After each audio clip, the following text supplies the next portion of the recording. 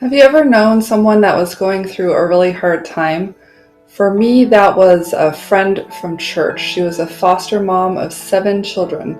And as a full time foster mom, it's hard to make money go very far in Seattle. So this last Christmas, I emailed some of my friends, other homeschooling moms, to ask if they had any spare clothes or toys or anything like that that they could give to this family. And it turned out that no one had clothes in the right sizes, but a couple moms got motivated to donate some money, and we were able to raise $500 for this mom and send it to her as a check, as a surprise at Christmas. So I just wanted to say, it doesn't always take a really big thing to motivate people. We all like to give back and to share. So if you are going through a hard time, or you know somebody that is, please reach out. Please reach out to me, reach out to your network.